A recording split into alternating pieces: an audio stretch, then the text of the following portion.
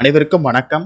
சற்றுமுன் வெளியான முக்கிய அறிவிப்பின்படி அரசு ஊழியர்களின் பழைய ஓய்வூதிய திட்டம் குறித்து இன்று முக்கியமான அறிவு ஒன்று வெளியாகியுள்ளது. இதை பத்தி விரிவாகத்தை நம்ம வீடியோல பார்க்கிறோம். வீடியோவை ஸ்கிப் பண்ணாம பாருங்க. வீடியோக்குள்ள போறதுக்கு முன்னாடி இந்த வீடியோக்கு ஒரு லைக் பட்டனை பிரஸ் பண்ணிக்கோங்க.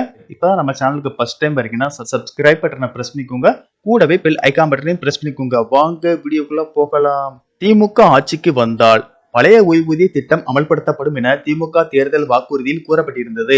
ஆனால் ஆட்சி நிறைவடைய இன்னும் ஓராண்டு காலமே இருக்கும் நிலையில் பழைய ஓய்வூதிய திட்டம் வேண்டி ஆசிரியர்கள், அரசு ஊழியர்கள் சங்கத்தினர் போராட்டத்தில் ஈடுபட்டுள்ளனர். இந்த நிலையில் பழைய ஓய்வூதிய திட்டம், பங்களிப்பு ஓய்வூதிய திட்டம், ஒருங்கிணைந்த ஓய்வூதிய திட்டம் ஆகியவை குறித்து ஆராய 3 அதிகாரிகள் கொண்ட குழுவை அமைத்து தமிழ்நாடு அரசு உத்தரவிட்டு இருக்கிறது. இந்த குழு 9 மாதங்களில் அறிக்கை தரவும் தமிழக அரசு ஆணை பிறப்பித்துள்ளது.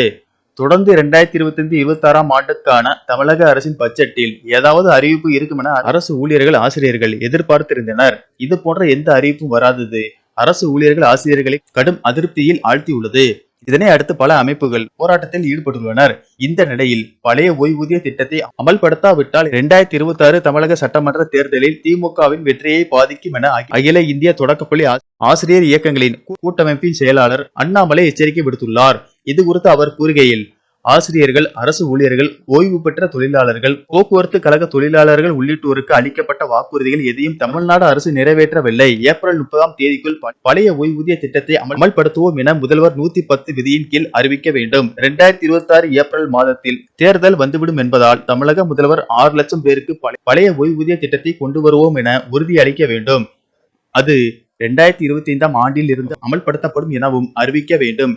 இல்லாவிட்டால் 2026 சட்டமன்ற தேர்தலில் திமுகவின் வெற்றியை உறுதியாக பாதிக்கும் என தெரிவித்துள்ளார்.